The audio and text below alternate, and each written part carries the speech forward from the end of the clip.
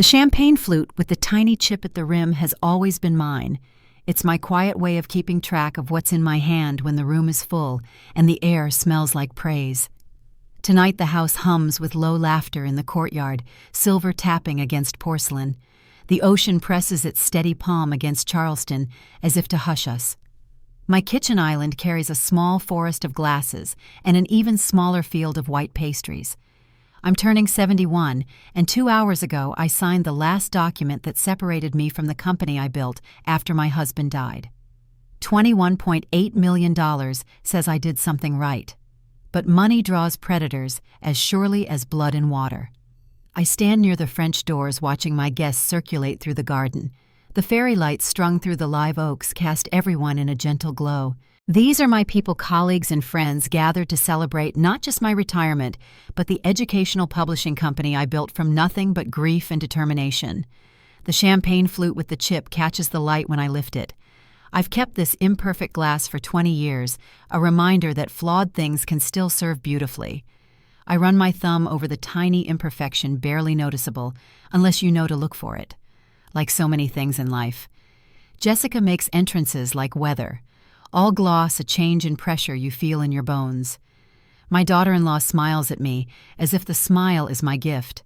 Her dress tonight is emerald silk, calculated to make every other woman feel underdressed. The emeralds at her throat match her dress exactly, a birthday gift from James last year that I know for certain cost more than his monthly mortgage. "Martha," she calls across 3 conversations. "You sit. Let me handle guests." And in 15 years of marriage to my son, I've never seen her polish a glass, but here she is, triangular nails flicking away invisible spots, a host so attentive she could be campaigning for sainthood. I watch as she arranges cheese on a platter, her movements precise and camera-ready. I'm talking with my former COO about legacy when I see it. A small amber bottle, the kind you'd use for essential oils or tinctures, pinched between 2 fingers palmed near the champagne. The movement is delicate and practiced. The dropper plumb bob squeezes blooms something clear into the flute with the chip. My flute. My heart slows to a dangerous calm. The kind that used to come over me in board meetings when someone thought I'd be easy to intimidate. Jessica glances left-right, seals, the cap drops the vial into the zip of a designer clutch, and turns her face into a portrait of daughterly concern, just as I reach the table. "Martha," she begins, then catches herself. She calls me Martha when we're being polite, and Sarah when she's imitating intimacy. "Martha, you look a little pale. Sit, please. Celebrate. You earned this." "Did I?" I take the flute she offers me and lift it to eye level. Tiny bubbles stutter like guilty thoughts. I smile the way I used to smile at board members who brought knives to a cake cutting. "To good health," I say. "To fresh beginnings," she purrs, and I almost pity the performance. I don't drink it. I drift. I wasn't always Martha Coleman, founder and CEO of Lighthouse Educational Publishing.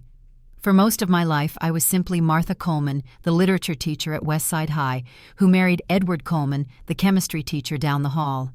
We were the kind of teachers who stayed late, who knew every student's story, who believed education was the doorway to a better world.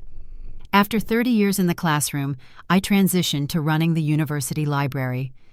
Edward called me the keeper of stories. He was right about that, as he was about so many things. My skin color meant I had to work twice as hard to reach half as far. The first black department head at the library, I carried that weight with quiet dignity. Edward understood. As a black man in the sciences, he too knew what it meant to be exceptional, just to be considered acceptable. We found strength in each other's ambitions, in our shared belief that knowledge could transform lives. Our small Charleston house became a sanctuary of books and dreams. Every wall lined with shelves Edward built by hand. Students would come for dinner for advice, for a glimpse of what was possible. Our table often crowded with young people hungry for more than food. That was our first form of publishing, feeding minds around a dining table worn smooth by eager elbows. When cancer took Edward, it took him quickly. Too quickly for goodbyes, too quickly for plans. What it didn't take was the house we'd restored together, a historic Charleston single with a wraparound porch and a garden I could lose myself in for hours. Edward had insisted on an insurance policy that paid off our mortgage. "Just in case," he'd said with that half-smile that meant he was protecting me from his fears. After the funeral, after the casseroles stopped appearing on my porch, after colleagues stopped checking in, I found myself alone with grief and purpose. Edward and I had always talked about writing better textbooks, ones that engaged students rather than numbed them. With my library background and his notes on chemistry education, I started small. One workbook for high school literature, then another for chemistry using Edward's methodology.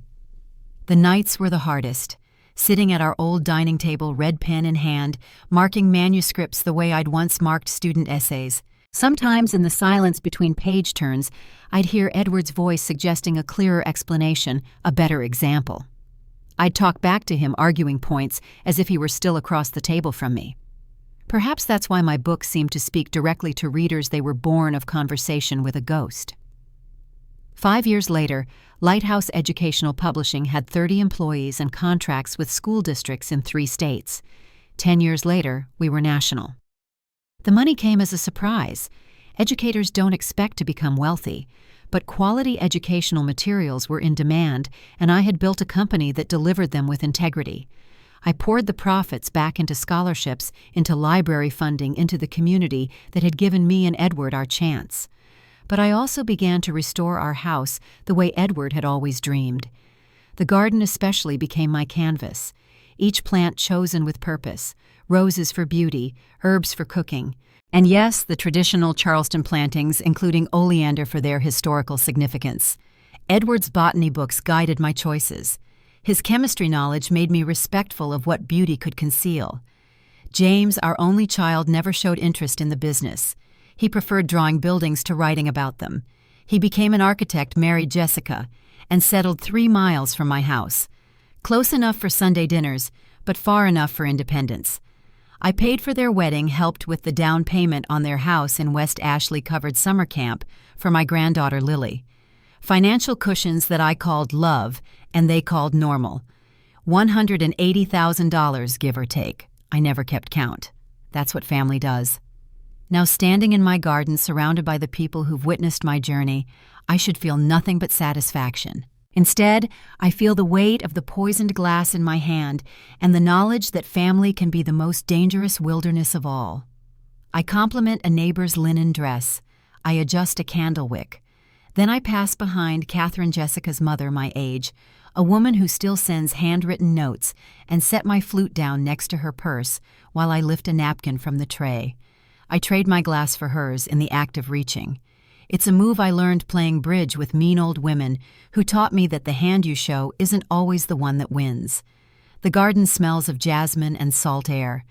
The bougainvillea I planted the year after Edward died now climbs 20 feet up the back wall, violent pink against white stucco. My roses, carefully tended, nod their heavy heads in the evening breeze. And along the back fence, the oleander stands, Sentinel, a Charleston staple. Pretty poisonous, drought-proof. The kind of thing polite people cultivate because it behaves. Every inch of it can kill you. I watch Jessica float through my house, touching surfaces as if taking inventory. She has the curious habit of adjusting picture frames whenever she visits, tiny shifts that say more than words. James follows in her wake, handsome at 45, his father's height with my caution. Tonight he seems distracted, his smile not quite reaching his eyes when guests congratulate him on his latest architectural project. I know the signs of trouble. I've seen their credit card declined at dinner. Noticed Jessica returning dresses with tags still attached after wearing them to events. Heard James's careful deflections when asked about his firm's new projects. Something is happening in their carefully curated life, something that smells like desperation. 10 minutes after I switch the glasses, Catherine is telling someone that the champagne tastes interesting, the way people say bold when a perfume is too loud. 3 minutes after that, she folds like a dropped marionette, crystal shattering against marble, and then a sound comes from her that does not belong to a party. Foam freckles her lips as her heels hammer the tile. I am kneeling, 2 fingers to her pulse, while Jessica's scream tears the room into string. "Call 911, she wails. "Mom! Mom!" She is beautiful in panic the way actresses are beautiful in rain. James shoves through, body's eyes white around the edges. He looks at Jessica for exactly the length of time it takes to verify a story he already knows. "What happened?" he demands of the air of anyone who will answer what he doesn't want asked. She just collapsed," Jessica gasps. "She was fine." Her hand flutters. I have seen this flutter when a server forgets the lemon for her water. The paramedics arrive in a golden rush of competence. They say words like tacky and airway and possible ingestion. Jessica performs grief as if she loves an audience. I watch her feet. People who are afraid forget how to stand. People who are pretending remember to pose. "Which hospital?" I ask as they load Catherine. "Roper St. Francis," one of them replies. "Family." "Close friend," I say, and tilt my head toward Jessica, who is busy hyperventilating into a monogrammed napkin. "I'll follow in my car." "Mom, no, you should stay," James begins. He remembers too late that I don't do should. The ER is cold enough to preserve meat. I've always thought hospitals take the temperature down so fear can shiver and blame the air. I sit within earshot of the nurse's station. Words drift like gulls.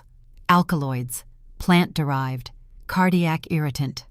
The nurses move with efficiency, but their eyes linger on me a beat longer than necessary. I've grown accustomed to this in Charleston. The polite surprise when a black woman speaks with authority occupies space without apology. Tonight, I don't have time for their assumptions.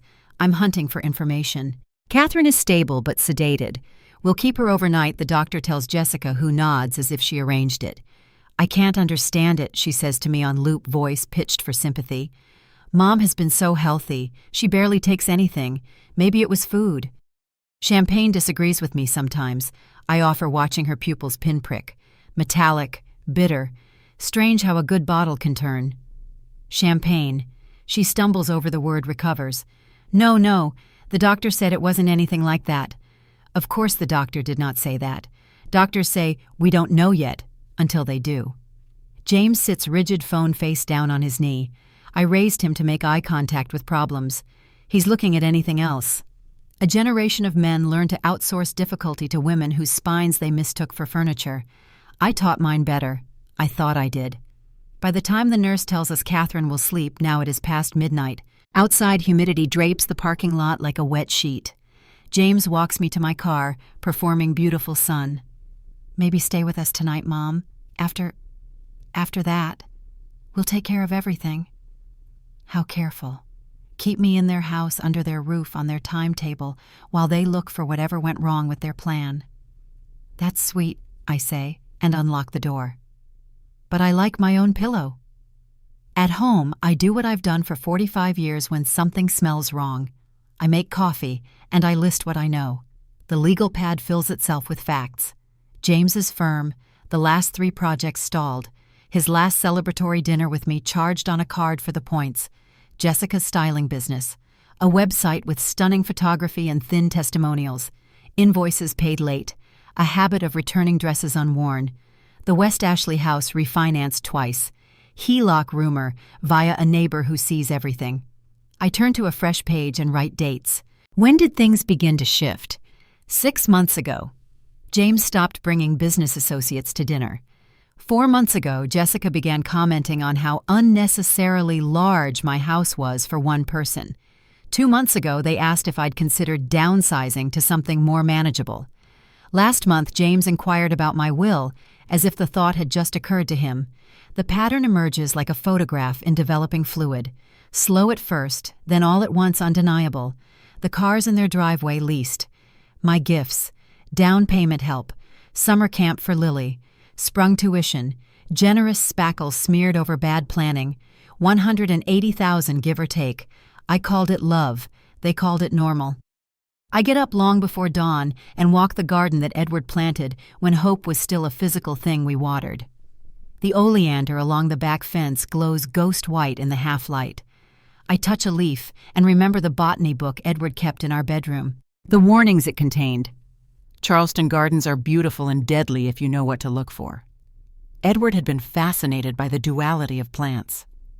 Nature doesn't make moral judgments, he used to say. The same compound that kills in one dose heals in another. He'd taught chemistry with these paradoxes, making students think beyond simple categories of safe and dangerous.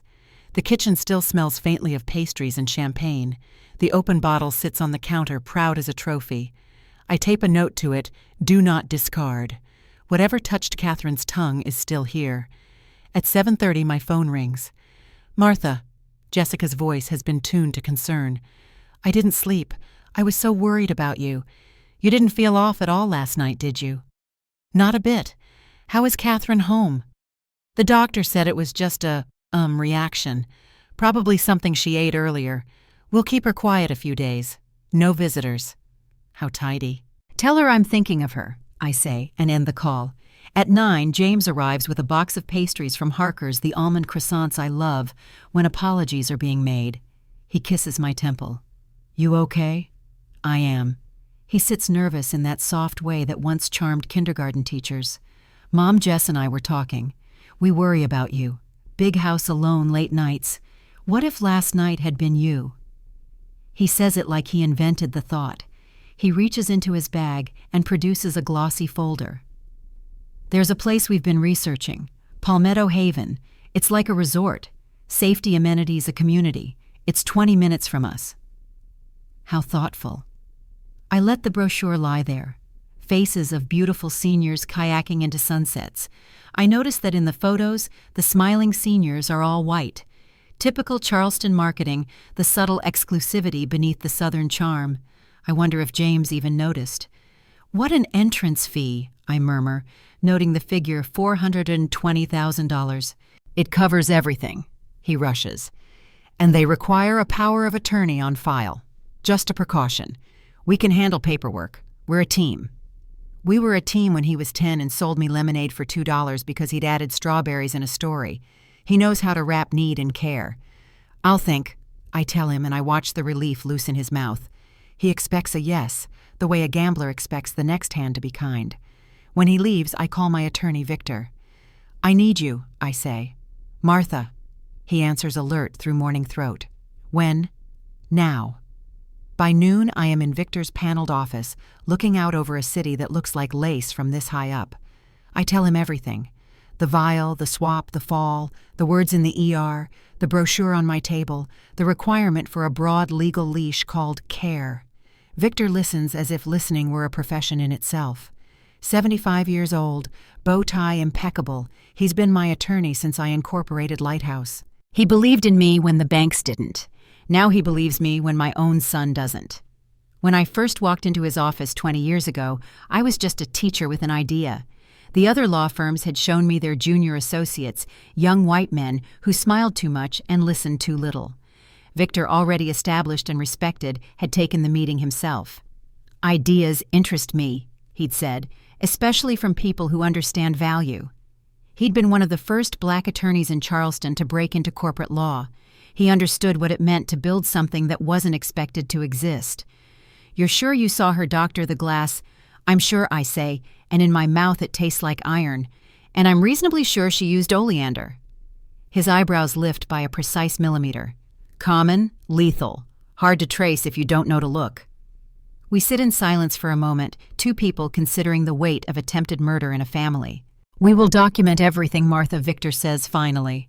"First, a competency assessment by someone they don't know and can't buy. Second, a trust structure that punishes interference. Third, medical directives that name who you trust and who you don't." "And the rest?" I ask. "The rest," he says, "is theater. You will nod where they expect you to nod, and when they reach, they will grab smoke." In the parking garage, the air tastes like pennies. I sit in my car with my hands on the wheel and allow myself 1 minute to feel the smallness that tries to creep in when your child looks at you like an account. Then I start the engine. I've been underestimated by friendlier faces for longer years. On my way home, I stop by Mrs. Tilda Ray's porch, our retired ER nurse with a voice like a paring knife. I bring her a bag of biscuits and ask if it were a puzzle in the Sunday paper, if champagne ever tasted metallic, what would she think? She doesn't blink. "Oleander," she says. "Old city trick. Pretty shrub ugly exit." Tilda and I go back to my early days in Charleston. Another black woman who carved her space in a profession that didn't expect her. She'd been head nurse in the ER for 30 years, seen everything from garden poisonings to hurricane casualties. Nothing surprises her anymore. That's why I trust her judgment. "Thank you," I say. "For what?" She smiles. "I just like a woman who solves her own problems." Back in my kitchen, I label the champagne bottle and call a private lab Tilda recommended. They'll pick it up. They'll test quietly. I stand at the window while the courier drives away, and the oleander in my yard nods in the salt wind, like it knows a secret I've already learned. You survive this world by noticing which glass is yours and by knowing when to put it down. The lab report arrives in a plain envelope tucked between a grocery flyer and an alumni magazine. I slide it open at the kitchen counter, the paper trembling in my hand. One line is enough. Positive for concentrated oleandrin alkaloid. I fold it carefully as though gentleness could tame the words and slide it into a leather folio beside my will. Proof. My suspicions weren't paranoia. They were science. Someone had tried to kill me with poison plucked from a garden hedge. The report includes details about concentration levels far higher than would occur naturally. This wasn't someone brewing oleander tea by mistake. This was extraction and concentration, requiring knowledge and intent. I think of Jessica's casual mentions of her herbal wellness phase last year, her sudden interest in natural remedies and essential oil diffusers. Had she been practicing all this time? That night I sleep with the lamp on, not out of fear, but out of calculation. My mind works like it used to during contract negotiations, weighing silence against exposure. Confront them too soon, and they'd retreat, deny, regroup. Wait too long, and they might refine their plan. What I need is leverage. Knowledge they don't know I hold. A position from which to steer their moves. At dawn, with coffee warming my hands, I make another list. This time, not of their debts, but of their patterns. James is a man who wants to be good, but likes comfort more than integrity. He can be persuaded to betray by wrapping betrayal in duty. Jessica is different. Her love language is acquisition. Dresses, cars, houses she can't afford, but needs to project the life she wants the world to believe she has. Both dangerous, but in different ways. The phone rings just after 7. Jessica's voice syrupy and deliberate. "Martha, I've been so worried. You didn't feel unwell at all yesterday, did you?" Her choice of words is almost comical. Yesterday. Not at the party. Not when her mother collapsed. She's probing for the answer to one question. Did her poison find its mark? "Not at all, dear," I say, stirring sugar into my coffee. "I've always had a strong stomach." A pause. Then she rattles on, trying to sound casual. "The doctors think maybe Mom just mixed something with her vitamins. You know how scatterbrained she can be." Scatterbrained Catherine, who alphabetizes her spice rack and synchronizes her pill boxes with her iPhone alarms. I almost laugh. "That's a relief," I murmur. For a moment I worried it might have been something at the party. Imagine if it had been the champagne. Her breath catches. It's small, but it's there. No, nothing like that," she says too quickly. "The doctors were very clear, definitely not food or drink." Interesting, since the doctors had said no such thing. Later that morning, James appears at my door with a pink box of pastries, his eyes red as though he hadn't slept. He tries to play the role of the beautiful son, but his movements betray him. His hand shakes as he sets out the almond croissants I love, as though even his guilt can't suppress habit. "How are you holding up, Mom?" he asks, lowering himself into a chair. "Better than some," I say dryly. He flinches, then smooths it over with a smile. "Jess and we've been thinking about you. This big house all alone, it's too much after what happened last night." He leans forward, earnest, almost pleading. "What if it had been you? What if no one had found you in time?" There it is, the script. He slides a glossy brochure across the table. Palmetto Haven. Pictures of seniors kayaking, laughing over wine-painting sunsets. Jessica's perfume clings to the pages. "It's not a nursing home, Mom. It's a lifestyle. Safety community medical staff on site, just 20 minutes from us." "And the cost?" I ask. His eyes flicker. "An entrance fee. About $420,000. But it covers everything. Housing meals, lifetime care. He hesitates. And the paperwork. Just standard things. They need a power of attorney on file. Someone to handle your affairs if you couldn't. If I couldn't. I sip my coffee and look at him. Really look. He's still the boy who used to bring me dandelions. Still the teenager who'd once cried over a broken science fair project. But layered over that boy is a man with debts in his pockets and a wife whispering poison into his ear. I'll think about it. I say, smiling the way I used to when I knew a negotiation was already mine. When he leaves, I lock the brochure in my desk and call Victor. Prepare the documents, I tell him. He doesn't ask which ones. The ER waiting room at Roper St. Francis Hospital has the particular silence of people trying not to imagine the worst. I sit with my purse on my lap watching the fluorescent lights buzz above like trapped insects. 3 days have passed since Catherine collapsed at my party, and Jessica's story has shifted with each telling food allergies and unexpected medication, interaction, low blood sugar. The truth remains sealed in the champagne bottle in my refrigerator, waiting like evidence. I've come to check on Catherine against Jessica's wishes. She's been remarkably insistent that her mother needs rest and isn't taking visitors. Too insistent. The kind of insistence that grows from fear rather than concern. The nurse at the station recognizes me from the night Catherine was admitted. Her name tag reads Beverly Johnson. She's about my age with salt and pepper twists pulled back in a neat bun and reading glasses perched on her nose. When she looks up, I see recognition in her eyes, not just of me, but of my situation. Black women in Charleston develop a second sight about certain things. Danger, deception, the quiet violence hiding behind polite smiles. Mrs. Coleman, she says, voice low. You're here for Catherine Mills. Yes, how is she? Beverly's eyes flick down the hall, then back to me. She's stabilized. But there are some concerns. What kind of concerns? The kind that make the doctors run extra tests. She leans forward slightly. The kind that make them use words like toxicology and alkaloid poisoning. My pulse quickens. So they've identified it. I keep my voice steady.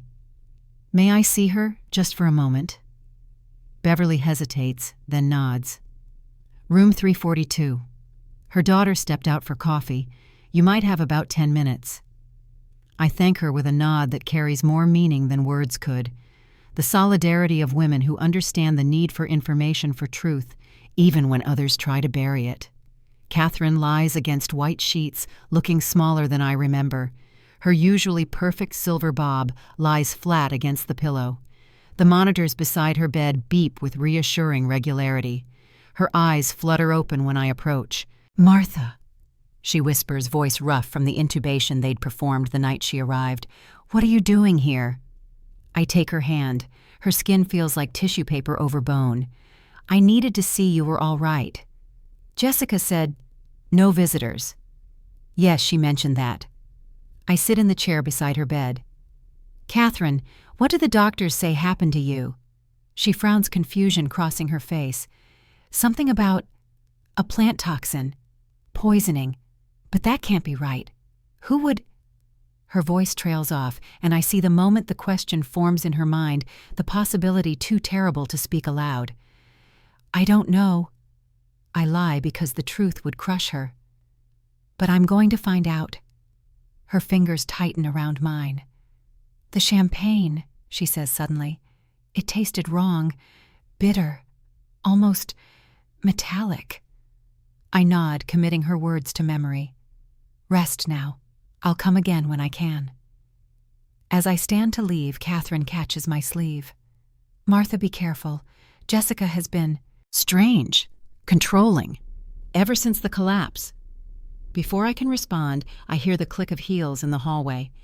I squeeze Catherine's hand once more and slip out the side door of her room, avoiding the main corridor where Jessica would be returning with her coffee.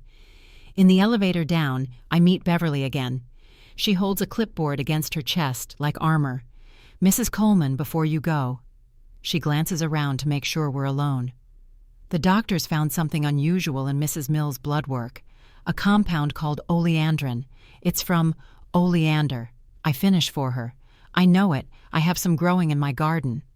Beverly's gaze sharpens. It's extremely toxic. This wasn't accidental exposure. No, I say quietly. I don't believe it was. The police have been notified, she continues, but they're moving slowly. Mrs. Mill's daughter has been persuasive about alternative explanations. Of course she has. Jessica has always been skilled at making people doubt what they know to be true.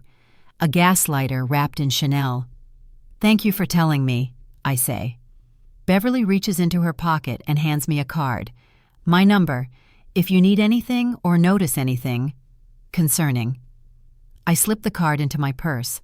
Another ally, unexpected but welcome. As I walk through the parking garage, my phone buzzes with a text from Jessica. Where are you? We need to talk about Palmetto Haven. Coming to your house now. I text back a simple okay and start my car. The game has begun. Jessica's silver Mercedes sits in my driveway when I arrive, gleaming like a threat. I park beside it and take a moment to compose myself. The lab report confirming oleandrin in the champagne is safely locked in my desk. The bottle itself is hidden behind jars of homemade preserves in the refrigerator. Evidence secured, I enter my own home as if walking onto a battlefield. Jessica sits at my kitchen island scrolling through her phone. She's dressed in cream linen that probably cost more than a month of my teacher's salary from years ago. She looks up with practiced concern. Martha, where have you been? I've been worried. Just errands, I say lightly, setting my purse on the counter. What's this about Palmetto Haven? She brightens, sliding a folder across the island. We've secured you a spot, the Magnolia Suite overlooking the gardens. It's the most exclusive unit they have, and they hardly ever have openings. James had to pull some strings with a client who's on their board. I examine the glossy brochure inside photos of spacious apartments and smiling seniors engaged in watercolor classes and Tai Chi. All white faces, of course. I wonder if Jessica even notices that detail. It looks lovely, I lie. When would this be? That's the exciting part. She leans forward, her voice dropping to a conspiratorial whisper. They've had a cancellation. We could move you in next week if we expedite the paperwork. Next week, so the timeline accelerates. Whatever financial pressure James and Jessica are under must be intensifying. That's very soon, I say carefully. I'd need to make arrangements for the house, my belongings. Oh, we'll take care of everything. Jessica waves her hand dismissively. James has already contacted movers. We'd just store most things since the apartment, while Beautiful doesn't have room for all this. Her gesture encompasses my home, my life, my history. And the cost? I ask, though I already know. The entrance fee is substantial, she admits. $420,000, but it covers everything for life. And with what you just got from the company sale, it's nothing to worry about. Nothing to worry about. Just 20% of my liquid assets. Just the price of my freedom. I see. And the paperwork you mentioned before, the power of attorney. Jessica's smile doesn't flicker, but her eyes sharpen. Just standard forms. You know how these places are liability concerns. James has already drawn everything up. He'll bring it over tonight for you to sign, and then we can handle everything else. That's very efficient of you both. We just want what's best for you, Martha. She reaches across to pat my hand. After what happened to Mom, we've been so worried. What if something like that happened to you all alone in this big house? Who would help? The threat isn't even veiled anymore. What happened to Catherine wasn't an accident, and Jessica wants me to know it wasn't. A warning dressed in concern. I appreciate your thoughtfulness. I say, matching her performance with one of my own. Let me look over everything tonight. I'm sure it will all be fine. Jessica's smile widens with victory. She thinks I've surrendered. Perfect. James will come by around 7 with the final papers. We're so excited for you, Martha. This is going to be wonderful. After she leaves, I sit in the stillness of my kitchen, listening to the tick of the clock Edward repaired 20 years ago. Then I make 3 calls. First to Victor. They're pushing for next week. Prepare everything we discussed. Second to Tilda Ray. I need your expertise on something. Can I come by this afternoon? Third to the detective whose card Beverly slipped me. This is Martha Coleman. I believe I have information about an attempted murder. By 3 o'clock, I'm sitting on Tilda's screened porch with a glass of sweet tea, watching hummingbirds dart between feeders. Tilda's garden is famously medicinal herbs for healing, plants for poultices, flowers for teas, and like many gardens in Charleston, she too has oleander along the back fence. You were right, I tell her, sliding the lab report across the wicker table. Concentrated oleandrin in the champagne. Tilda reads the report with the practiced eye of someone who's seen toxicology results before. This concentration would have been fatal, no question. Catherine mentioned a metallic bitter taste before she collapsed. Tilda nods. That's the oleandrin. Most people wouldn't recognize it, but it's distinctive. Whoever prepared this knew what they were doing. This isn't amateur work. Could Jessica have learned this online? I ask. She's been into natural wellness lately. Possibly, but extraction and concentration at these levels, that takes equipment knowledge. Tilda frowns. Has she ever shown interest in chemistry, botany? A memory surfaces. James mentioning Jessica taking night classes at the community college last year. Something about expanding her horizons. I'd thought it was for her styling business. What if it had been for this? She might have, I admit. I need to know more about how this works, Tilda. If the police investigate, when not if, Tilda corrects me firmly. When they investigate, I need to understand exactly what happened. Tilda sets down her tea and leans forward. Martha, listen to me. This wasn't a spur-of-the-moment decision. Extracting oleandrin requires planning, equipment, time. This was premeditated, calculated. If your daughter-in-law did this, she's been planning it for months. The weight of this settles on my shoulders. Not a desperate act, but a carefully orchestrated plot. And if Jessica had been planning this for months, what else might she have prepared? I need to protect myself, I say quietly. Yes, you do. Tilda reaches into her pocket and pulls out a small digital device. This is a voice recorder, tiny, nearly invisible. I used to keep one for difficult patient interactions in the ER. I take the recorder, feeling its weight in my palm. You think I should record them? I think, Tilda says carefully, that people who poison champagne rarely stop at one attempt. And if I were you, I wouldn't eat or drink anything they offer you from now on. Par Cruz arrives at my home at 4:30, precisely on time as always.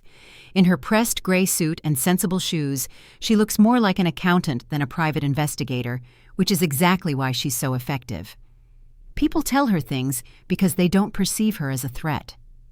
We sit in my study where the afternoon light filters through stained glass that Edward and I salvaged from an old church being demolished. The colored light falls across Par's face as she opens her laptop. It's worse than I thought, Martha, she begins without preamble. Your son and daughter-in-law aren't just in trouble, they're drowning. She turns the screen toward me, showing spreadsheets and documents meticulously organized. Their mortgage has been refinanced 3 times in 4 years. They have a second mortgage they took out last year. Their home equity line of credit is maxed out at $175,000. Credit card debt totaling just over $80,000, spread across 6 cards. I stare at the numbers, trying to process the magnitude. How did it get this bad? James's firm hasn't turned a profit in 22 months. Par cuts in. They've been floating payroll with personal loans. The 3 employees he had left all quit within the last 6 months. He's essentially a one-man operation now, and the office lease is 3 months in arrears. And Jessica's styling business, Par's expression tells me everything before she even speaks. It's a shell. She has the website, the Instagram account, the business cards, but there's almost no income. What little comes in goes immediately out for expenses, mostly clothes, photography, and marketing materials. It's not a business. It's a hobby she's pretending is a career. I think of all the designer outfits, the vacations to Bali and Paris, the private school for Lily, the facade of success they've maintained while their financial foundation crumbled beneath them. What triggered this? They were doing well a few years ago. Par scrolls to another document. 2 major projects James was counting on fell through last year. One client went bankrupt mid-construction. Another pulled out after a zoning dispute. He'd already invested significant resources in both, but even before that, their spending consistently exceeded their income. I remember Jessica's increasingly elaborate birthday gifts for James each year, the champagne tastes that grew as their bank accounts shrank, keeping up appearances at any cost. "What else?" I ask, sensing there's more. Parr hesitates, then opens another file. "This is what concerns me most. 6 months ago, Jessica took out a life insurance policy on you. $500,000. She listed herself as the beneficiary, claiming insurable interest as your caregiver." My caregiver? The absurdity of it would be laughable if it weren't so sinister. I've never needed care a day in my life. The paperwork was handled sloppily. The insurance company assumed James would be the beneficiary since he's your son. They didn't verify Jessica's claims too carefully. Something cold settles in my stomach. She's been planning this for at least 6 months then. Parr nods grimly. And there's one more thing. James has been making regular payments to a doctor named Lionel Avery. He's a geriatric psychiatrist who specializes in competency evaluations. The pieces click into place with terrible clarity. They have a backup plan. If the poison failed, they'd have me declared incompetent. Exactly. Dr. Avery has a reputation for being accommodating to families seeking control of elderly relatives' estates. His evaluations tend to find exactly what the paying family member wants them to find. I sit back in my chair, processing everything. They need money desperately. The poison was Plan A. Palmetto Haven and a declaration of incompetence is Plan B. Parr closes her laptop. "There's something else you should know. James has been looking into your company sale, specifically trying to determine exact figures and where the money is being held." Of course he has. $21 million would solve all their problems. "What do you recommend?" I ask. "Document everything. Record conversations if legal in your state. Don't sign anything they give you. And most importantly, don't be alone with either of them." I think of James coming tonight with papers to sign, papers that would give them control over my life, my home, my assets, everything I've built. "I won't be signing anything," I assure her, "and I'll have my own witness present tonight." After Parr leaves, I call Victor again. "I need you here at 6:30. James is coming at 7 with papers for me to sign." "I'll be there," Victor promises. "And Martha, don't eat or drink anything they might have handled." "I've already had that warning today," I say with grim amusement. "Don't worry, I've become very careful about what I consume." At precisely 6:30, Victor arrives carrying his leather briefcase. At 75, he still has the bearing of a man who knows his own worth, his bow tie perfectly centered, his shoes gleaming. We've barely settled in the living room when headlights sweep across the front windows. James early for once. "That's not like him," I murmur. "Eager to secure his prize," Victor responds. But when the doorbell rings, it's not James who stands on my porch. It's Detective Naomi Morgan of the Charleston Police Department, badge in hand. "Mrs. Coleman, I'm Detective Morgan. We spoke on the phone earlier. May I come in?" I invite her inside, introducing Victor as my attorney. Detective Morgan is younger than I expected, perhaps 40, with the careful observation skills of someone who misses nothing. Her gaze sweeps the room, noting details, making connections. "I understand you have information regarding the incident involving Catherine Mills," she asks once we're seated. "Yes," I say. "I believe she was intentionally poisoned, and I believe the poison was actually intended for me." Detective Morgan's expression remains professionally neutral, but her posture shifts slightly forward. "That's a serious allegation, Mrs. Coleman. What evidence do you have?" I explain everything, seeing Jessica with the dropper, the switched glasses, Catherine's collapse. I provide the lab report confirming oleandrin in the champagne and explain the connection to the oleander in my garden. "And you believe your daughter-in-law was responsible?" the detective asks. "I know she was. I saw her do it." "Saw her do. And your son?" I hesitate. I'm not sure how much James knew about the poisoning itself, but he's certainly involved in what comes after. Victor interjects smoothly. "Detective, we also have evidence of significant financial motives. Mrs. Coleman recently sold her company for a substantial sum. Her son and daughter-in-law are in severe financial distress. Furthermore, there's a life insurance policy that was taken out on Mrs. Coleman by her daughter-in-law 6 months ago." Detective Morgan makes notes in a small black notebook. And you mentioned they're pushing you to move into an assisted living facility. Palmetto Haven, I confirm. James is coming here tonight with papers for me to sign, including a power of attorney that would give them control over my finances. The detective checks her watch. What time is he expected? 7 o'clock. She considers for a moment. I'd like to be here when he arrives, Mrs. Coleman. Not visibly, perhaps in another room. I want to hear what he says when he thinks it's just the two of you. Victor raises an eyebrow. You're suggesting a controlled encounter. Exactly. Mrs. Coleman would wear a wire and I would monitor from nearby. If your son incriminates himself or reveals details about the poisoning attempt, that would be valuable evidence. I think of the voice recorder Tilda gave me already tucked into the pocket of my cardigan. I'm willing to do that. Detective Morgan nods. Let's set it up then. We don't have much time. Within 20 minutes, I'm wired with both the police equipment and Tilda's recorder as a backup. Detective Morgan and another officer position themselves in my study, adjacent to the living room, where I'll meet with James. Victor agrees to remain visible as my attorney, his presence explained by the legal documents we're reviewing. At 7 sharp, James arrives. Through the window, I watch him retrieve a leather portfolio from his car, the papers that would seal my fate. He straightens his tie before approaching the door, a businessman preparing for an important negotiation. When I open the door, his smile falters slightly at the sight of Victor seated in the living room. "Mom," he says, kissing my cheek perfunctorily, "I didn't realize you had company."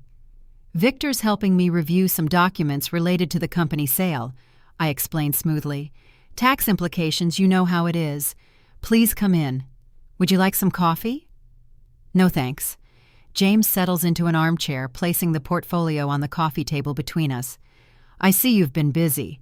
Actually, the papers I've brought relate to financial matters as well. Palmetto Haven requires quite a bit of documentation. Victor leans back, observing quietly. I can almost feel Detective Morgan listening from the next room, recording every word. Jessica mentioned you've found a place for me already, I say. The Magnolia Suite, she said. James brightens. Yes, it's their premier accommodation.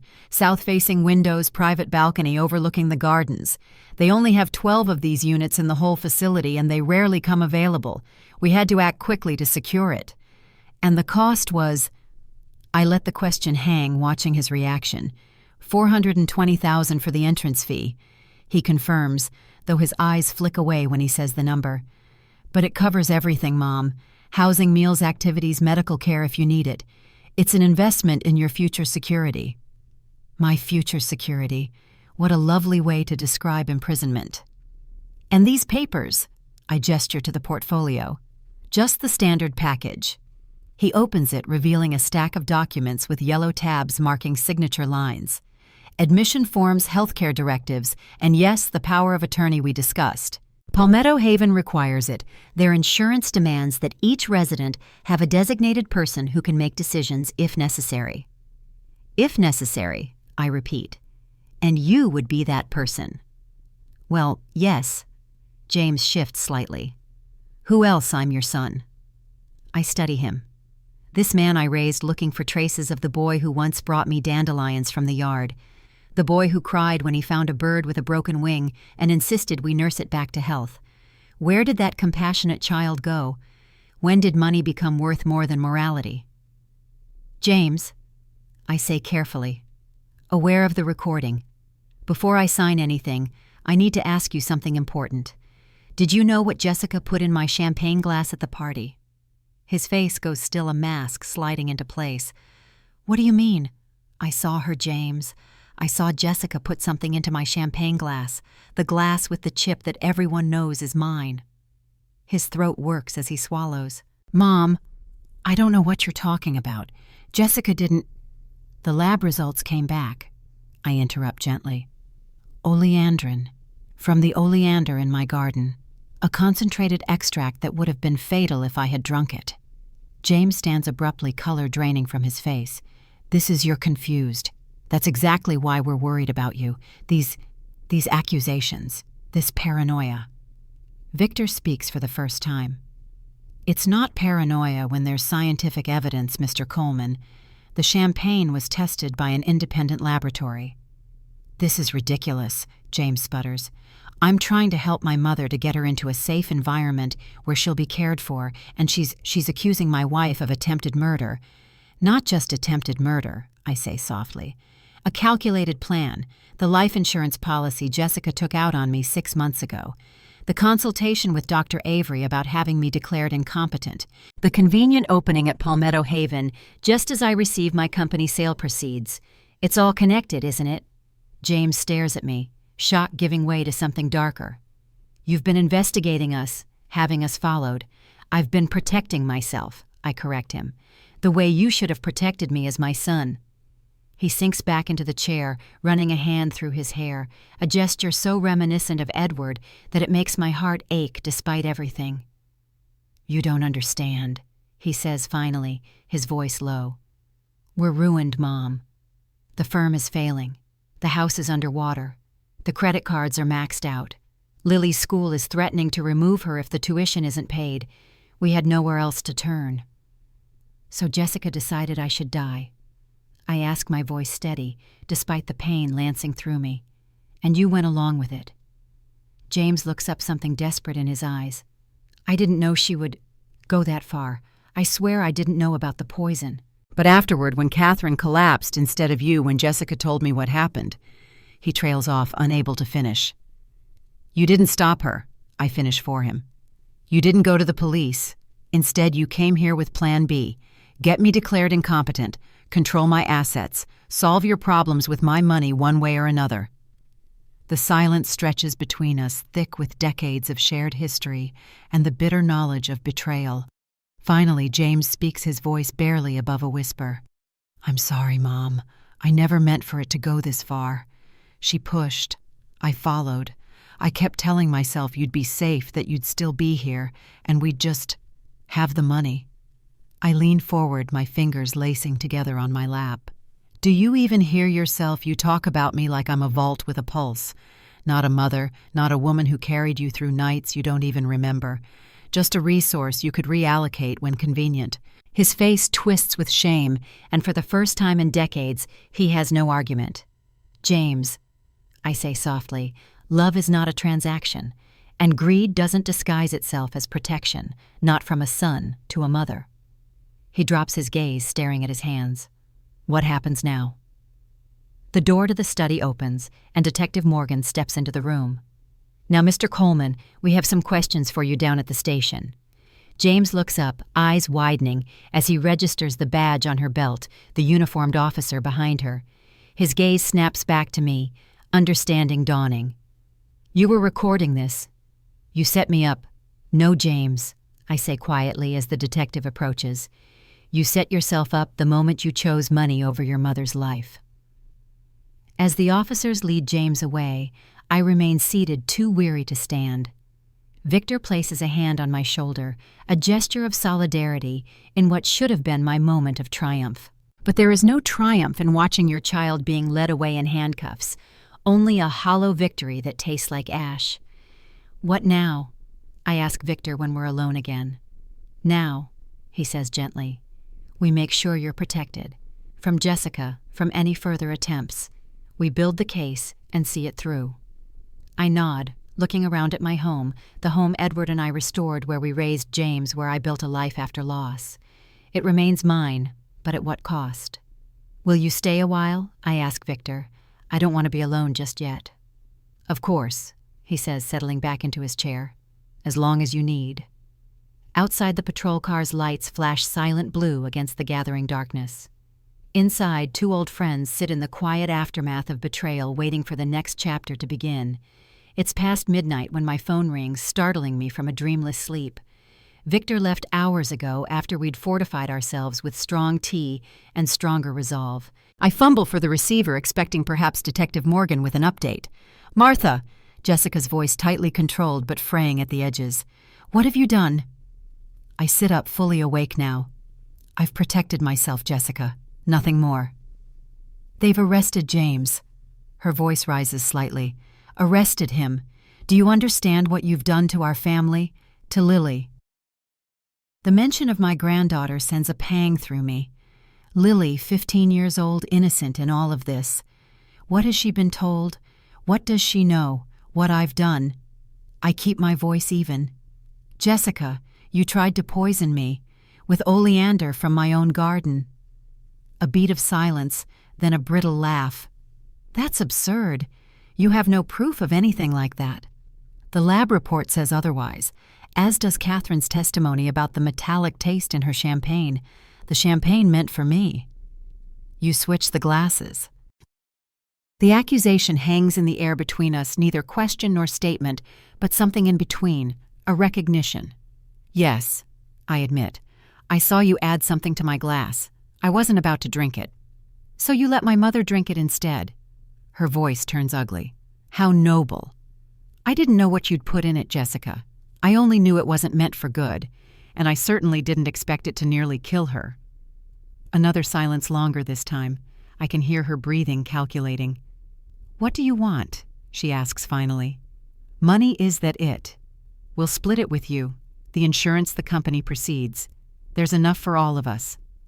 I don't want anything from you except distance, I tell her, and perhaps for you to consider what you've done, not just to me, but to your own mother, to Lily. Don't you dare bring my daughter into this. Her voice sharpens. You've done enough damage.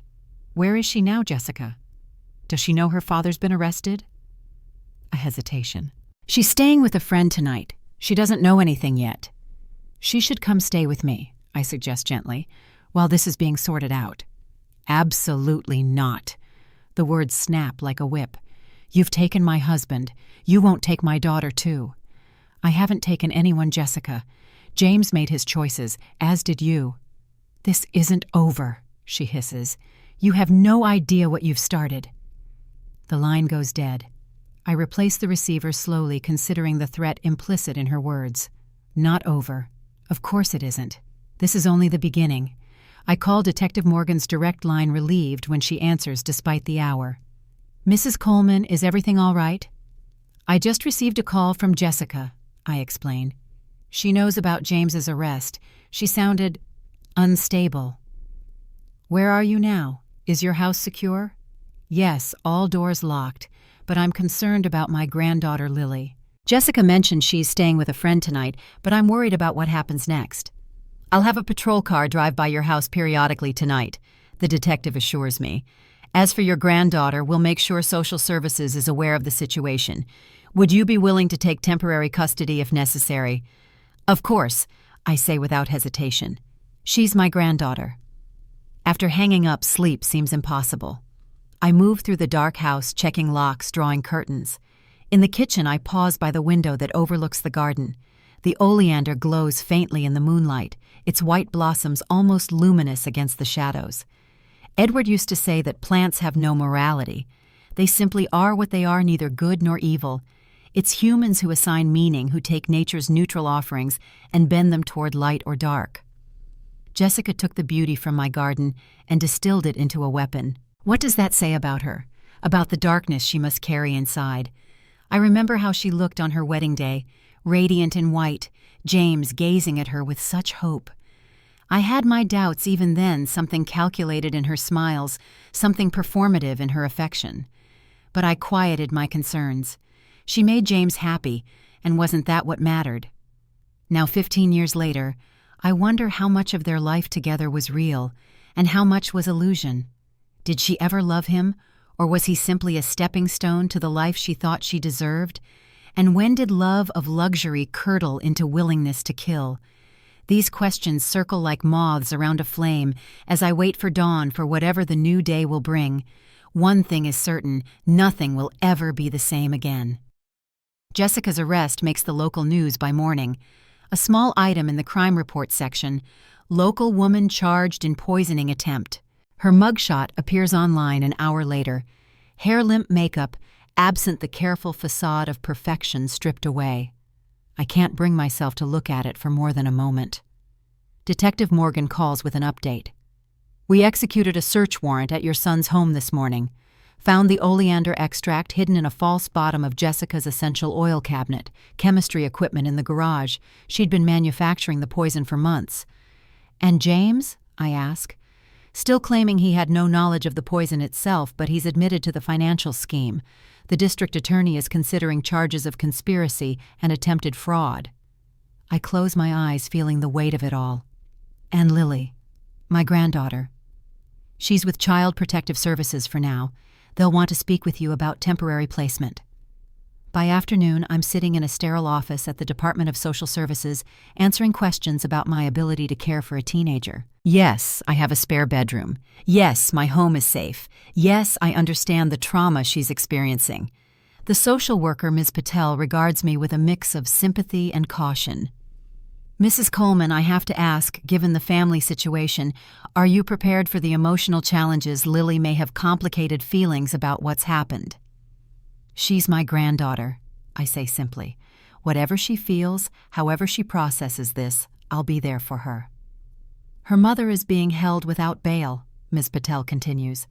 Her father will likely face charges as well. This is a lot for a 15-year-old to handle. I know, but she shouldn't have to handle it alone.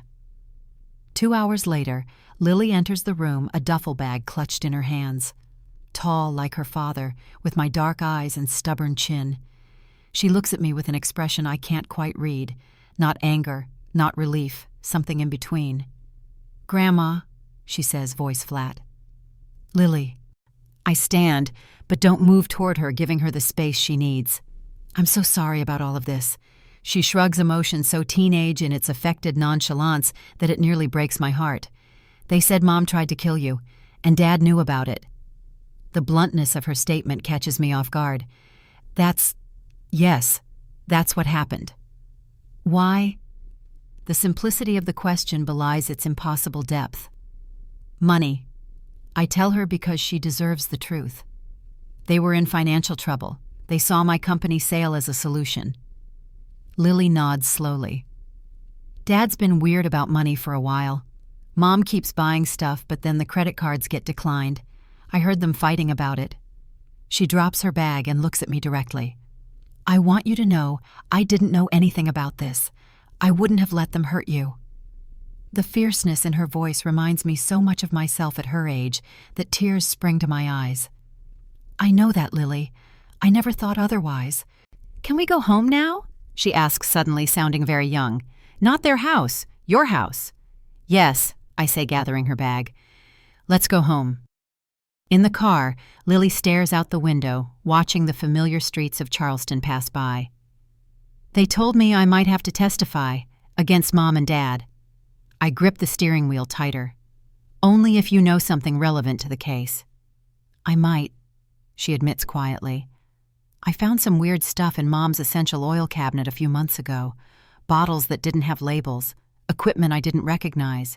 When I asked her about it, she got really angry, said it was for a special project and to stay out of her things." My breath catches. "Did you tell the police this?" She nods. "The detective lady. She said it was important." Another piece of evidence against Jessica, another nail in the coffin of her defense, and my granddaughter forced into the role of witness against her own mother.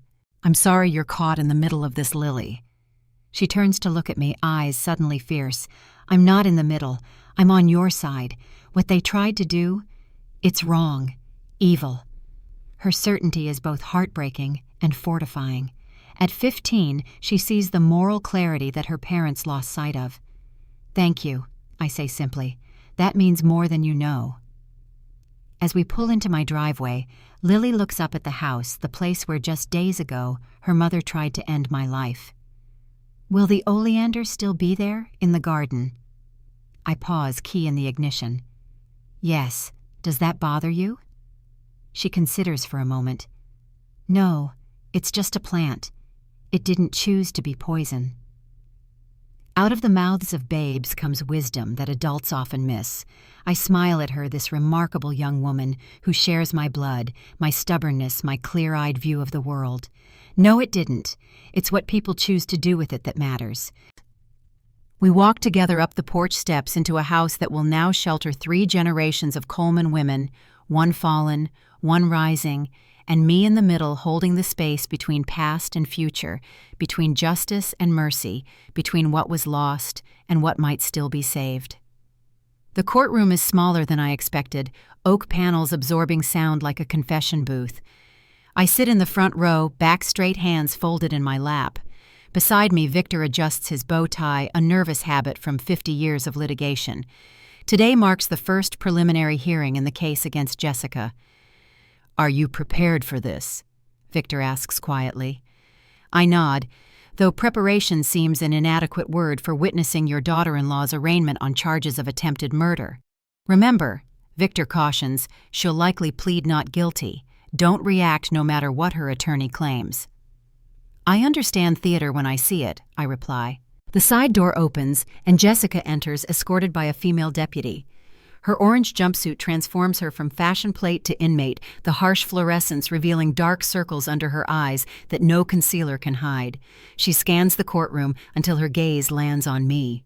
For a moment, naked hatred flashes across her face before her attorney whispers something that makes her compose herself. Behind me, the courtroom door opens. I turn to see Catherine Mills enter, slowly leaning on a cane. Our eyes meet, and I see the same mixture of grief and determination that I've felt these past 2 weeks. What does it do to a mother to know her daughter tried to commit murder?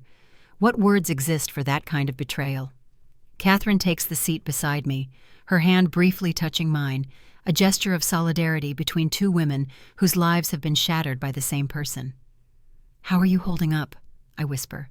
"One day at a time," she answers, eyes fixed on her daughter at the defendant's table. "And Lily, adjusting. She's stronger than any of us realized." The judge enters, and we rise. The formalities begin, case numbers, charges read aloud, rights explained.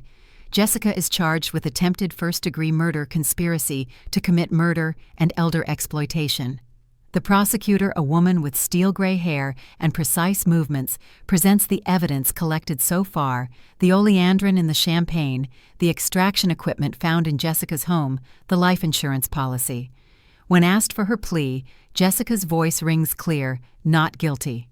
Her attorney immediately moves for bail, citing Jessica's ties to the community and her daughter's needs. The prosecutor counters with the evidence of premeditation and the potential flight risk, given the severity of the charges.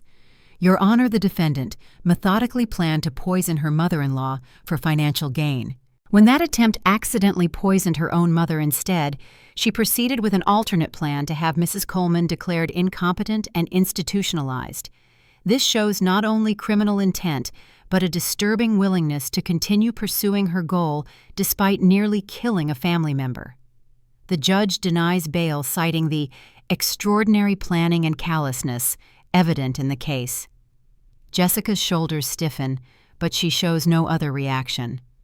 As the deputies lead her out, she turns once more to look at me. In that glance is a promise. This isn't over. Outside the courthouse, reporters cluster on the steps. Catherine and I exit through a side door, avoiding the cameras and questions. Detective Morgan meets us at the car. "Mrs. Coleman, Mrs. Mills, I wanted to update you. We've uncovered some additional evidence you should know about." We follow her to a quiet corner of the parking garage. "We found a journal in a hidden compartment of Jessica's closet," Morgan explains. "It details her plans going back almost 8 months. There are chemical formulas, notes on oleander toxicity, even calculations of how much money she stood to gain from your death." I absorb this, the cold calculation of it all. "And James, did the journal mention him?" "Not explicitly. She refers to Jay several times, saying he doesn't have the stomach for what needs to be done, but will benefit from the results." Catherine leans heavily on her cane. "My daughter planned this for 8 months. "I'm afraid so, ma'am. The journal also contained information about other potential targets." My head snaps up. "What other targets?" Detective Morgan's expression darkens. "There were notes about your granddaughter Lily, specifically about how Lily might complicate inheritance matters if Mrs. Coleman died. There were calculations about life insurance policies for Lily as well." A chill runs through me that has nothing to do with the garage's temperature. She was considering harming Lily. "We don't have proof of intent, but the notes are concerning enough that we've added them to the case file. I wanted you both to know, especially since Mrs. Coleman now has custody of Lily." Catherine sways slightly, and I grip her arm to steady her. "My own daughter," she whispers. "How could she become this person without me seeing it?" I have no answer for her. The same question has haunted me about James. How do we miss the darkness growing in those we love until it's too late? Thank you for telling us, I say to Morgan. I'll take extra precautions with Lily's safety. We've increased patrols near your home, the detective assures me. And Mrs. Coleman, there's something else. James has agreed to testify against Jessica in exchange for a reduced sentence.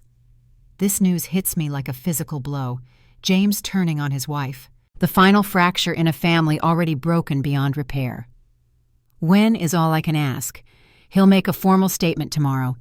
The DA thinks his testimony combined with the physical evidence and the journal will make for an airtight case against Jessica. As we drive away from the courthouse, Catherine stares silently out the window. I wonder what she sees in the passing Charleston streets, the daughter she raised, the warning signs she missed, the future now irreparably altered. Will you come back to the house? I ask her. Lily would love to see you. She nods slowly. Yes, we survivors should stick together. Survivors. The word settles around my shoulders like an unexpected weight. Is that what we are now? Women who outlived the murder attempts of those we loved. It seems an identity too heavy to carry. When we arrive home, Lily is sitting on the porch swing, a book open on her lap. She stands when she sees Catherine, uncertainty in her posture. What do you say to your grandmother when your mother tried to kill your other grandmother? What protocol exists for such a tangled web of betrayal? But Catherine opens her arms without hesitation, and Lily falls into them. They hold each other, the innocent and the collateral damage bound by loss and love in equal measure. Inside, I make tea while they talk quietly in the living room. The house feels different with Lily in it, livelier, yet somehow more fragile. Her presence reminds me of what's at stake, why I must see this through to the end. The kettle whistles and I arrange cookies on a plate, the ordinary rituals that keep us tethered to normalcy when everything else has come unmoored. As I carry the tray to the living room, my phone rings. The caller ID shows James's attorney. Hello. Mrs. Coleman, this is Lawrence Bennett. I represent your son. He's asked me to inform you that he'll be making a full statement to the district attorney tomorrow, detailing Jessica's plans and his own involvement. I've been told, I say, keeping my voice neutral. There's more. James specifically asked me to tell you that he wants to speak with you before he gives his statement. He says there are things you need to know that aren't in the official record. I consider this request weighing the pain of facing my son against the need for truth. When, this evening if possible, at the detention center, I can arrange a private meeting room. I look at Lily and Catherine, heads bent together over a photo album. They are picking up the pieces of their shattered family mosaic, trying to salvage what remains. Tell him I'll be there at 7. The detention center smells of industrial cleaner and despair. I follow a guard through a series of locked doors, each closing behind me with a finality that tightens my chest. The meeting room contains nothing but a metal table and 2 chairs bolted to the floor. I sit facing the door, hands folded in my lap, the posture of patience I perfected through decades of board meetings and difficult parent-teacher conferences. When James enters, flanked by a guard, I almost don't recognize him.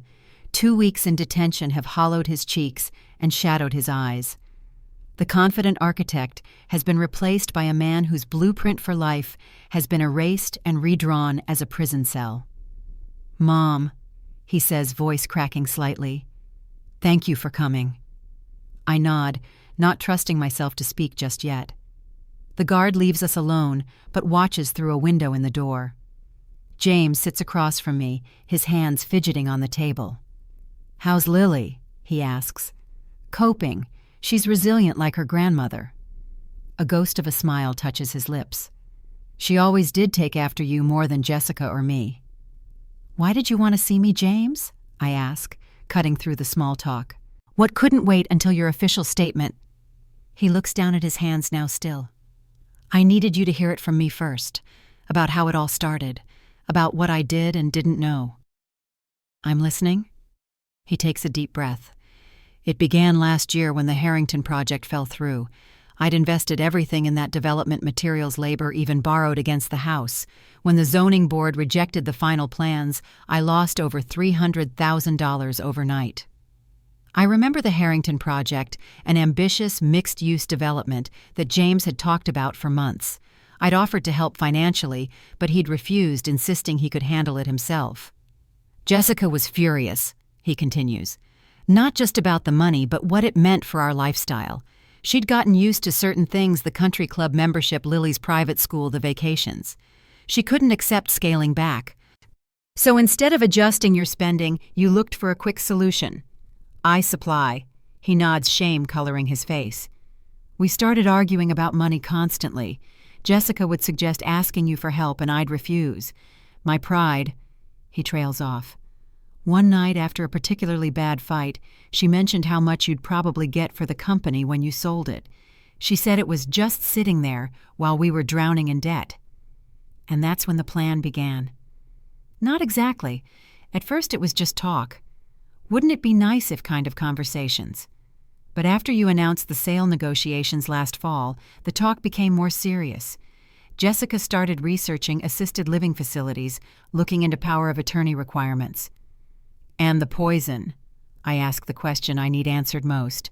When did that enter the picture? James's face contorts. I swear to you, Mom, I didn't know about that until after Catherine collapsed. Jessica had been taking night classes in herbalism and natural remedies. I thought it was just another of her phases, like the jewelry making or the interior design certificate. But you didn't go to the police when you found out, I point out. Instead, you accelerated the Palmetto Haven plan. He can't meet my eyes. I was in shock. When Jessica told me what she'd done, what had gone wrong, I couldn't process it. She convinced me it was an accident, that Catherine would recover, that no one would connect it to us. And you believed that, or wanted to believe it. I wanted to believe it, he admits. But deep down, I knew. When Jessica started pushing harder about Palmetto Haven, about getting you to sign the power of attorney, I knew what she was capable of. But by then, I was complicit. If I turned her in, I'd be turning myself in too. I study my son trying to reconcile the man before me with the child I raised. What changed? Why testify against her now? His eyes meet mine finally. Detective Morgan showed me Jessica's journal, the parts about Lily. His voice breaks. My own daughter. Jessica was calculating how to remove her from the inheritance picture if necessary. My wife was considering harming our child Mom. That's when I knew there was no bottom to this pit. Tears slide down his face unchecked. I failed everyone. You, Lily, even Jessica. I should have been stronger, should have stopped this before it started. I want to reach across and take his hand to comfort him, as I did when he was small, but the weight of his choices holds me back. Yes, you should have. I know it doesn't change anything, but I'm sorry. More sorry than I can ever express. Your sorrow doesn't undo the harm, James. No, he agrees quietly. It doesn't. We sit in silence for a moment, the wreckage of our family stretching between us like a chasm. There's something else you should know, he says eventually. Something that's not in Jessica's journal or my statement to the DA. I wait, steeling myself for whatever new revelation comes next. Jessica has a contact on the outside, someone who's been helping her even now that she's in custody. A friend from her styling business, Meredith Gaines. They've known each other since college. What kind of help? I don't know exactly, but Jessica called Meredith from jail several times before her phone privileges were restricted, and Meredith visited twice last week. I recall the name, a thin, blonde woman who occasionally appeared in Jessica's social media posts. Why are you telling me this? Because Jessica doesn't accept defeat, Mom. Ever. And she has resources we don't know about, accounts I never had access to, connections I wasn't allowed to question. I'm afraid of what she might do, even from inside. The warning settles cold in my stomach. I'll tell Detective Morgan. James nods, then hesitates. There's one more thing, about Lily's inheritance from you. Jessica set up a trust a few years ago that gives her control over anything Lily inherits until she's 25. If Jessica is convicted, but gets out eventually, she could still access that money. I'll speak with Victor about changing my will, I assure him. A guard appears at the door, signaling our time is ending. James stands looking down at me with eyes that carry the weight of all he's lost. Take care of Lily. Make sure she knows. He struggles for words. Make sure she knows that once before all this, her father was a good man who loved her very much. As I walk away, his words echo in my mind. Once before all this, as if goodness is something that can be located in time, something that existed before being replaced by its opposite. But that's not how morality works. We don't suddenly become different people. We make small compromises one after another until we find ourselves unrecognizable even to ourselves. Outside, the warm Charleston night wraps around me like a familiar blanket. I sit in my car for a long moment before starting the engine, trying to process everything James has told me. The warning about Meredith Gaines, the trust that could give Jessica access to Lily's inheritance, the remorse that comes too late to prevent the damage already done. I call Detective Morgan from the parking lot, relaying James's concerns about Jessica's outside contact. She promises to look into Meredith Gaines immediately. We'll check her visitor's log and phone records, Morgan assures me. And Mrs. Coleman, you might consider additional security measures at your home just as a precaution. I will.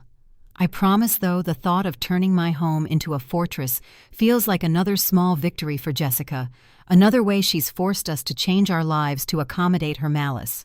When I arrive home, the house is quiet. Catherine has gone back to her own place, and Lily is asleep in the guest room that has become hers. I move through the rooms, checking locks, drawing curtains. In the kitchen, I pour a small glass of sherry, a habit Edward and I used to share after difficult days. Through the window, I can see the oleander glowing ghost white in the moonlight, its beauty unchanged by the knowledge of its danger. I think of Jessica, of how her external beauty masked the poison within, of how we often mistake loveliness for goodness, as if the two must naturally coexist. I sip the sherry and consider what comes next: the trial, the testimony, the slow, painful process of rebuilding what can be salvaged from the wreckage of betrayal, and through it all protecting Lily, the innocent inheritor of our family's tangled legacy. The next morning brings a flurry of activity. Detective Morgan calls early to inform me they've placed Meredith Gaines under surveillance. Victor arrives with papers to revise my will and Lily's trust arrangements. Tilda stops by with homemade bread and practical suggestions for home security. Get the locks changed today, she advises, cutting thick slices of sourdough. And consider a simple alarm system. Nothing fancy, just enough to alert you if someone tries to get in while you're sleeping. You think Jessica could arrange something from jail? I ask. I think a woman who planned for 8 months to poison her mother-in-law isn't going to let steel bars stop her, Tilda replies bluntly, especially when money's involved. Victor agrees, his bow tie slightly askew in his agitation. Martha, I've seen cases where defendants manage remarkable feats from behind bars. We need to assume Jessica still has resources and motivation. By noon, a locksmith is changing every lock in the house, and a security company is installing a basic alarm system. I feel a strange mix of vulnerability and resolve, like a turtle creating a harder shell after a predator's attack. Lily returns from school, subdued, her backpack hanging from one shoulder. Everyone was talking about it, she says as soon as she walks in. The arrest Dad's deal with the prosecutor. Someone's mom showed them an article online. I guide her to the kitchen where Tilda's bread and a pot of soup await. I'm sorry, Lily. News travels fast in Charleston. Alyssa Peters said her mom told her that my mom is a gold digger who got caught. What does that even mean? I choose my words carefully. It means people simplify complicated situations to make them easier to talk about. Your mother's actions were wrong, but human motivation is rarely simple enough for a single label. Lily picks at her soup. Dad's really going to testify against Mom? Yes. He's made a deal with the district attorney. Will I have to testify too? Her voice is small, her eyes fixed on the table. Only if you know something specific that the investigators need. Would that be difficult for you? She considers the question with a maturity that makes my heart ache. I think it would be hard to sit in the same room with Mom now that I know what she tried to do. To you, to Grandma Catherine, maybe even to me. The last words hang in the air between us. So she knows about the journal, about Jessica's calculations regarding her own daughter. Perhaps the investigators told her, or perhaps teenagers are simply better at finding information than adults realize. You won't have to face this alone, Lily. Whatever happens, I'm here. She nods, then asks the question I've been dreading. Will you ever forgive Dad? I take her hand across the table. Forgiveness isn't a single decision, Lily. It's a process that takes time. I'm still figuring out how to understand what happened, much less forgive it. But do you think you will eventually? I see the hope in her eyes, the child's wish for her broken family to somehow mend. I don't know, but I do know that whatever happens between your father and me, it doesn't change how either of us feels about you. You aren't responsible for fixing what the adults in your life have broken. She seems to accept this, at least for now. After lunch, she retreats to her room to tackle homework, the mundane rituals of adolescence continuing despite everything. I'm reviewing security system instructions when my phone rings with an unfamiliar number. Martha Coleman speaking. Mrs. Coleman. A woman's voice, crisp and unfamiliar. This is Meredith Gaines, Jessica's friend. My hand tightens on the phone. How did you get this number? That hardly matters. What matters is that we need to talk. About what exactly? About Jessica, of course, and about what it would take to make this situation go away. I choose my words with care, aware that this conversation could be important later. I'm not sure what you mean by go away. Jessica has been charged with attempted murder. That's not something that simply disappears. Everything has a price, Mrs. Coleman, Meredith says smoothly, even justice. Are you attempting to bribe me, Ms. Gaines? A light laugh. Bribe is such an ugly word. I prefer to think of it as finding a mutually beneficial resolution.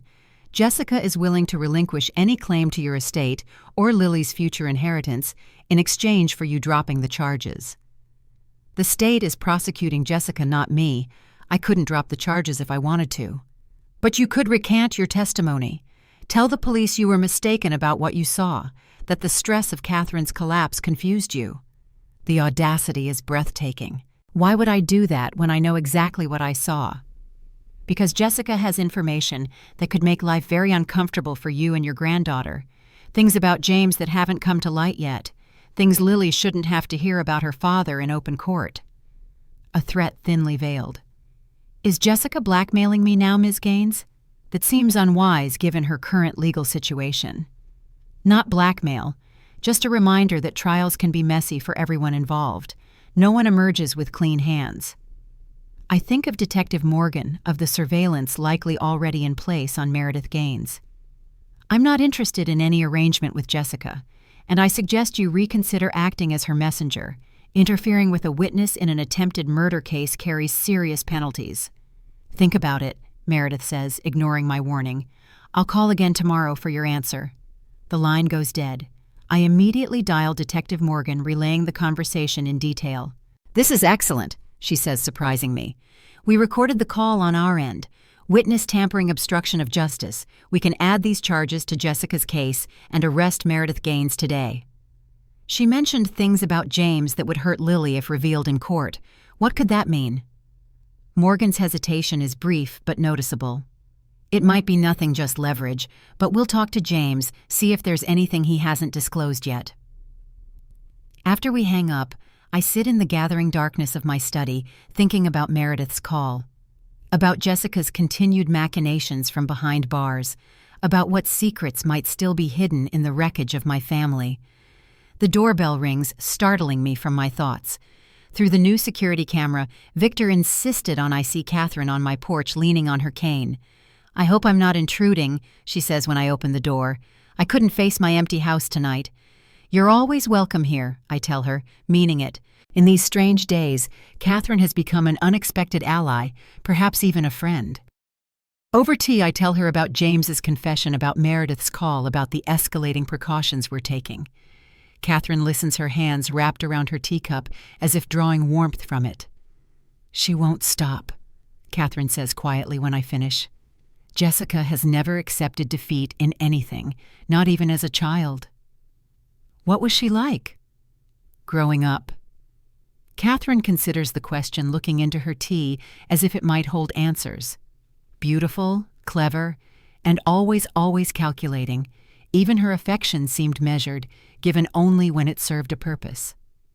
Did you see signs of this, I gesture vaguely, unable to find words for the magnitude of Jessica's betrayal.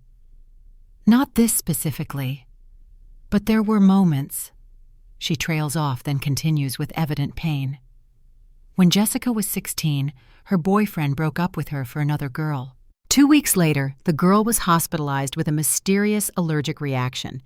Nothing was ever proven, but Jessica had been working in a chemistry lab that semester.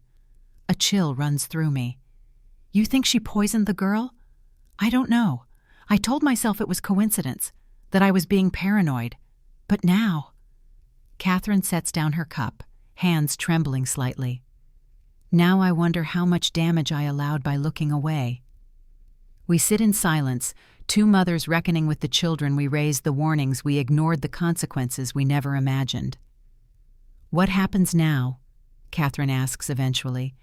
Now we protect ourselves and Lily. We cooperate with the prosecution. We rebuild what we can. She nods slowly. And Jessica. I think of my daughter-in-law in her prison jumpsuit, of the hatred in her eyes when she looked at me across the courtroom, of the poison she cultivated both in my garden and in her heart. Jessica faces the consequences of her choices, as we all must.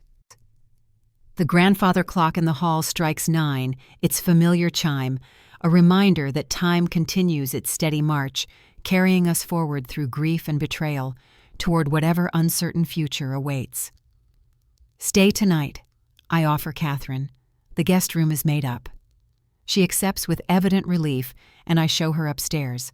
As I turn to leave, she catches my hand. Martha, thank you, for not hating me because of what she did. We're not our children's keepers, Catherine, not after they're grown. Jessica made her choices. They weren't yours. Sometimes I think they must have been somehow, that I failed her in some fundamental way. I shake my head. We give our children roots and wings. We can't control which direction they fly. Later, as I check the new security system one last time before bed, I pause at the window overlooking the garden. The oleander glows in the moonlight, beautiful and deadly. Tomorrow, I decide I will dig it up. Not because it tried to kill me, the plant itself is blameless, but because some reminders are too painful to keep. In its place, I'll plant something new, something for Lily perhaps, a legacy of growth rather than destruction, a sign that even from poisoned ground, new life can emerge. The Morrow Coleman Foundation for Elder Protection launches 6 months after Jessica's conviction.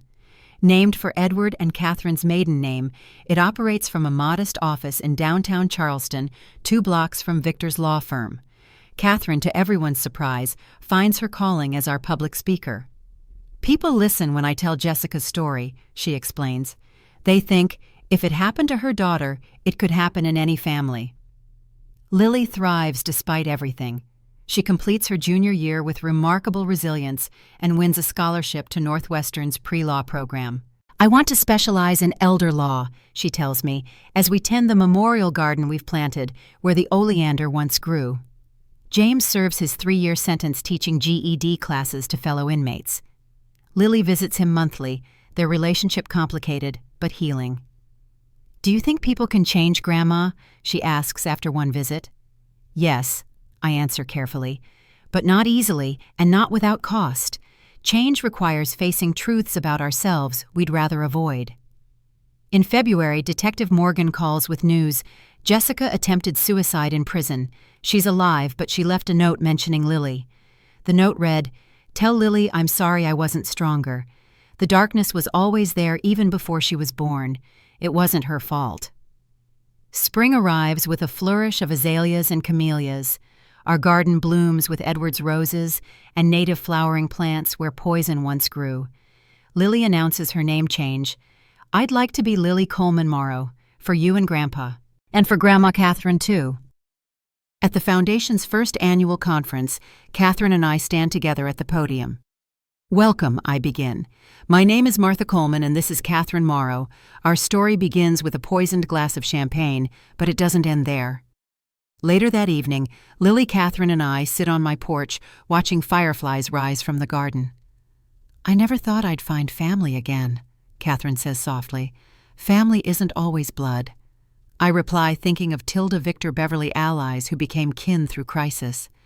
Sometimes it's who stands beside you when the world falls apart. Lily leans against my shoulder. And sometimes it's who helps you rebuild.